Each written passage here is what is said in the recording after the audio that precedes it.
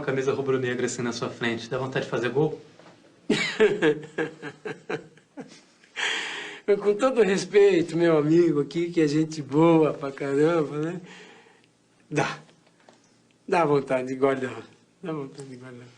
Eu posso cantar pra você? Com todo respeito? Com todo respeito. Com todo respeito. Recordar é viver, Assis acabou com você. Com todo respeito. Com todo respeito, claro. Decidi abrir com esse vídeo para já deixar um recado. Chegando aqui no canal do Lessa, salve torcida tricolor, salve galera, com mais um pré-jogo. E um pré-jogo especial porque é dia de final de Campeonato Carioca, é dia de mais um Fla-Flu, é dia de mudar o rumo dessa história, de construir uma história diferente do que vem sendo construída nos últimos 2 anos. E é possível isso. O ambiente é o melhor? O momento é o melhor? Claro que não.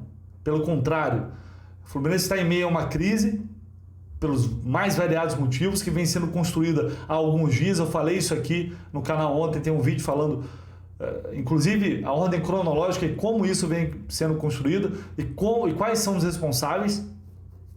Ninguém está inventando nada, né? Os fatos estão aí. Ninguém está criando nada. Mas é um momento da gente falar de bola rolando, do clássico, do que a gente vai ver aí em campo, do que a gente espera ver desse Fla-Flu logo mais no Maracanã. Acho que o grupo tem que se fechar, a comissão técnica tem que fazer o possível para voltar ao foco dos jogadores para o que realmente importa neste momento, que é o jogo. A gente vai ter a partir de amanhã, né, muito tempo para remoer, para criticar, para xingar, para elogiar, para falar bem, dependendo do que acontecer aqui. Até o sábado que vai ser o segundo jogo. Então, eu não vou focar muito na crise, nas polêmicas, em tudo que está acontecendo nesse vídeo. A intenção é falar aqui do jogo, do clássico, de bola rolando, da expectativa de mais um Fla-Flu que a gente tem pela frente. O contexto, vocês vêm me acompanhando aqui, vocês sabem, o momento é complicado. Mas nada melhor do que vencer o rival, do que abrir uma vantagem, iniciar bem esse primeiro confronto, os primeiros 90 minutos desse confronto que vai definir o título carioca de 2022. Antes, peço só para você deixar, por favor, o like aqui no vídeo, que é muito importante. Se inscreva no canal, que é fundamental, ative as notificações. Né? Conto sempre com vocês, está crescendo cada vez mais aqui e a participação de vocês é fundamental, seja por comentário, pelo like, enfim, compartilhando com os amigos. É muito importante, né, a interação de vocês, seja da maneira que for. Aqui você sabe que tem informação, tem e de credibilidade, muita opinião. É um trabalho árduo e difícil que a gente faz diariamente aqui. Não é mole cobrir um clube do tamanho do Fluminense com essa demanda, então conto sempre com vocês para que a gente possa crescer cada vez mais. Bom, vamos lá, galera. Agora é para valer, não dá mais para ficar pensando no passado, assim, perder os últimos 2 títulos, mas não dá para perder o terceiro, não dá para ser trivice, ainda mais com a possibilidade de o rival conquistar o 4º título seguido, justamente em cima do Flamengo. E aí a gente tem que se apegar ao retrospecto recente. Foram 7 jogos, 5 vitórias, um empate e apenas uma derrota, justamente na final do Campeonato Carioca do ano passado. Agora, mais do que nunca, ganhar Fla-Flu precisa ser normal. O último, você lembra bem como foi, o último clássico, né?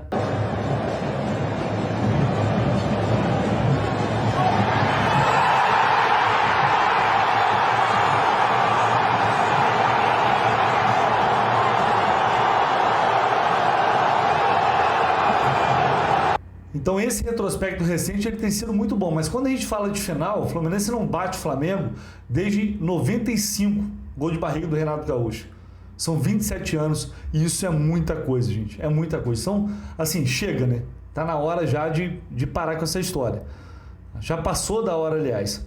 Para dar uma amenizada nesse clima pesado que vem tomando conta nos últimos dias, por todos os acontecimentos que a gente vem falando, o Fluminense anunciou ontem que pagou os salários referentes ao mês de fevereiro, né, que venceram agora em março, mas ainda está devendo um terço de férias do ano passado, aliás, férias e um terço, 2 terços, se não me engano, do 13º, né, do ano passado também.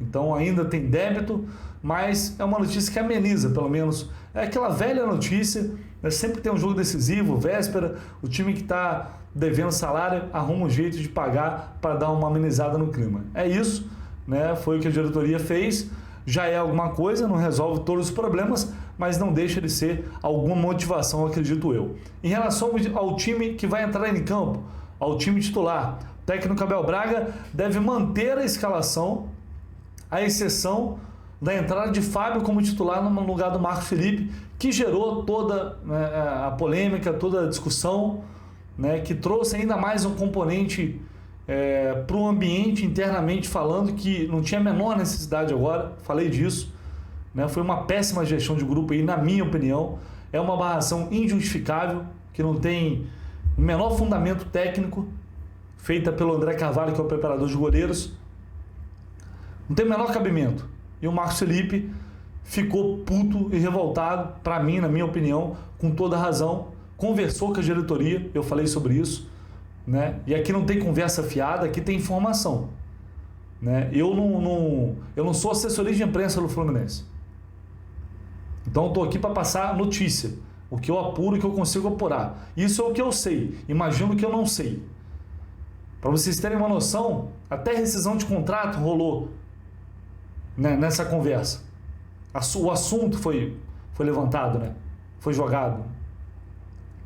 Então, assim, é claro que o elenco, né, foi impactado por isso também. Os jogadores receberam essa informação, até porque tomou uma proporção muito grande na imprensa, e houve uma divisão. Alguns acham que realmente foi injusta a barração do Marcos Felipe, outros acham que o jogador poderia ter conduzido isso de uma maneira melhor, que poderia ter segurado um pouco, porque afinal de contas o Fluminense está na véspera de uma final, e poderia ter conduzido isso de uma maneira melhor. Então há essa divisão. A gente lembra também que um dos principais responsáveis pelo Fábio estar no Fluminense é o Fred.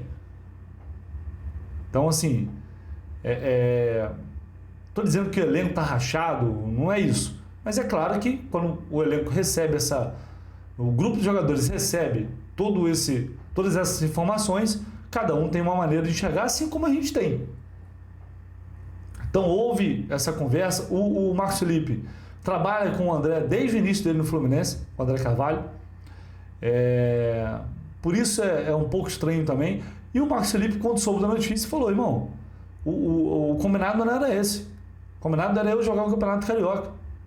Então, assim, foi uma quebra de confiança séria, foi um problema sério entre os dois, que o Marcos Felipe, pelo que eu consegui apurar, óbvio, vai continuar trabalhando, afinal de contas ele é treinado pelo André, mas a relação está abalada, né? Tem que ver se eles vão conversar novamente, se eles vão conversar de novo, se eles não vão conversar, enfim.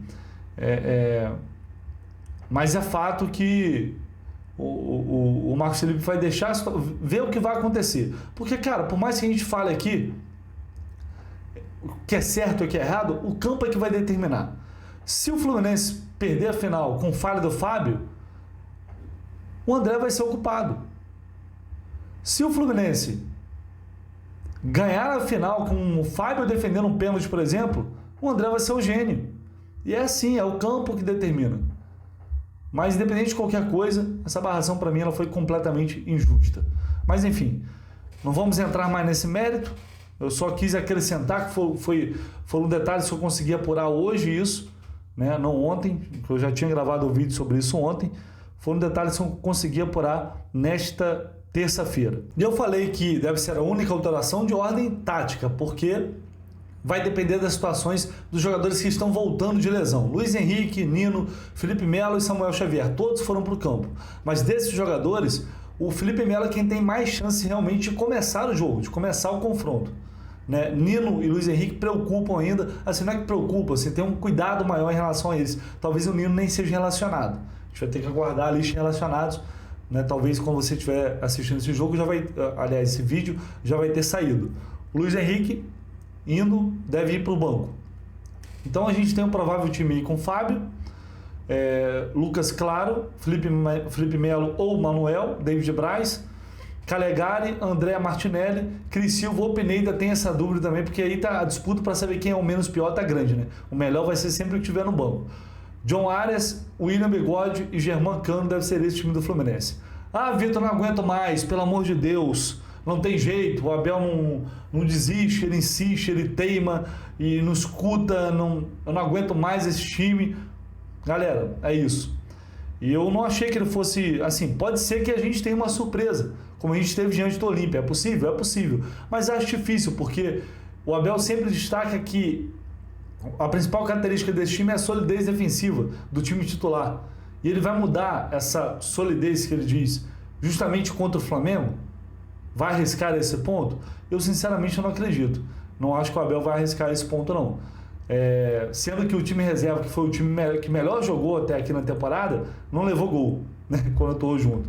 Então, assim, não creio que... Eu já não acreditava que ele fosse mudar. Esse é o provável time que a gente conseguiu operar. Repito, pode ter uma surpresa? Sempre pode. O Abel está fazendo de tudo para esconder as escalações. Então vamos ver o que ele está preparando aí, o que nos reserva para esse Fla-Flu de hoje. Mas a tendência, pelo menos, aponta para isso. E aí a gente tem que torcer para que os jogadores voltem a render aquilo que eles têm condições de render, que eles voltem a apresentar o futebol que a gente sabe que eles têm condições de jogar. O engraçado é que o próprio Abel vai na entrevista coletiva e cita que alguns jogadores no setor ofensivo estão passando por uma fase ruim. E o barrado é o goleiro. É muito engraçado isso, né? Realmente de uma coerência impressionante isso. Para não dizer o contrário. Incrível. Bom, eu nem tive tempo para não ficar um vídeo maior ainda sobre o absurdo que foi essa venda de ingresso. A única coisa que eu falo eu quero ver como que vai ser o jogo da volta. É um absurdo a gente não ter um QR Code. A gente não poder carregar no cartão de sócio o ingresso para entrar no Maracanã, que é o estádio do Fluminense. Isso é um completo absurdo, isso é inacreditável. A gente está em 2022, cara. Pelo amor de Deus. Independente de sistema de um ou de outro, é inacreditável a gente fazer um clássico no Maracanã e o sócio não poder entrar com a carteirinha dele. Ter que comprar uma porra de ingresso e ainda ir na bilheteria para ficar 3 horas em pé, que nem uns idiotas lá para retirar ingresso. Isso é, gente, pelo amor de Deus, isso é muita incompetência. Aliás, não pode ser só incompetência. É um negócio inacreditável isso.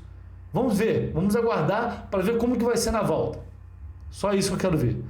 Vamos falar do Flamengo, o repórter Renan Moura, meu amigo, o irmão Renan Moura, lá da Rádio Globo, Rádio CBN, que acompanha o dia a dia do Flamengo, chega com informações aqui pra gente. Fala aí, Renan. Fala comigo, Vitão! Todo o sucesso do mundo pra você, irmão, nessa nova empreitada aqui no canal do YouTube. Falando pelo lado do Flamengo, Vitor, a torcida tá confiante, hein? A torcida do Flamengo esgotou todos os ingressos para essa primeira partida no Maraca, hoje às 9h40 da noite. Lembrando que 2 resultados iguais, né, Vitão? Teremos disputa de pênaltis no próximo sábado para saber se o Flamengo fatura o tetracampeonato ou se o Fluminense vai quebrar essa sequência aí rubro-negra. O técnico Paulo Souza não dá pistas da equipe que vai colocar a campo, que a gente pode trazer aqui. O Rodinei tá fora com incômodo muscular. O Isla foi titular ontem pela seleção chilena, dificilmente deve ser relacionado. Já o Arrascaeta entrou em campo só aos 18 do segundo tempo. Vai passar por uma avaliação e a tendência até que seja relacionado e comece no banco de reservas.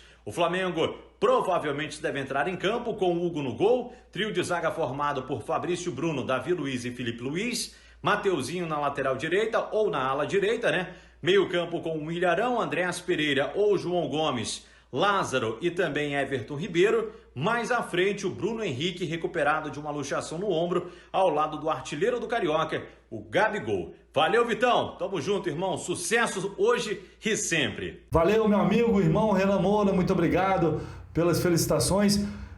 Depois que o Renan gravou esse vídeo para mim aqui, saiu a notícia de que o Flamengo fretou o voo para trazer o Arrascaeta e também o Isla lá do Chile. Né, eles viajaram na madrugada desta quarta-feira. Então, assim, a tendência é de que o Arrascaeta comece jogando, né? Vamos ver qual vai ser a decisão do treinador. Tomara que não, seria ótimo se ele não iniciasse o jogo, mas pelo jeito, a tendência é essa, o Flamengo não ia fretar um voo para o Arrascaeta entrar aos 30 do segundo tempo, né? Não faz muito sentido. Já para a gente encerrar esse pré-jogo, vamos falar de arbitragem. Apita o jogo Wagner Nascimento no Magalhães. Sim, pois é, ele mesmo. Aquele árbitro que lá em 2017 comemorou ali o gol do Flamengo, o gol irregular. O velho conhecido de todos aqui do Rio de Janeiro. É um árbitro que tem essa mancha inegável, é um árbitro irregular, é um árbitro que a gente às vezes é tendencioso. Eu não gosto eu sempre conto a história do Wagner que apitou jogos da Copa Sérgio que eu disputava que é o campeonato de imprensa, e o Wagner Nascimento Magalhães conseguiu irritar todos até no campeonato de imprensa. Então assim, mas esperar o que da FERJ, né? A verdade é que a gente não tem muitas opções aqui. A maioria dos árbitros é ruim mesmo, infelizmente. Saiu o Graziani, que foi afastado dessa final, que nem foi cotado para a final, para entrar o Wagner Nascimento Magalhães. Se não fosse ele, seria outro. A próxima vai ser o Bruno Arleu de Araújo. Então, assim, eu acho que um pode ser tão nocivo quanto o outro. Torcer mesmo, para que o seu Wagner Nascimento Magalhães não atrapalhe o espetáculo, para que ele faça um básico e sequer apareça no jogo, de preferência. Vai ser difícil? Quase impossível. Mas o que resta pra gente é torcer. É isso, galera. Esse é o pré-jogo de hoje. Logo mais, direto no Maracanã, vou estar lá, né? Como o pré-jogo da rádio hoje vai ser mais curto, eu vou abrir uma live lá do Maracanã, se tudo der certo, espero que sim, pra gente poder falar ao vivo, direto lá do Maracanã e repercutir esse Fla-Flu, o primeiro jogo pela final do Campeonato Carioca. Agora é hora de deixar tudo de lado, focar nessa partida, porque é fundamental, é importantíssimo, até para aplacar essa má fase, essa crise, esse momento ruim. Vencer o rival, conquistar um título sobre o rival, não tem momento melhor para isso que agora. O Fluminense está precisando e a torcida também. Conto com vocês mais tarde, aguardo, até mais e tomara que com uma vitória tricolor para já abrir uma vantagem nesse confronto. Valeu, galera, tamo junto, bom jogo a todos.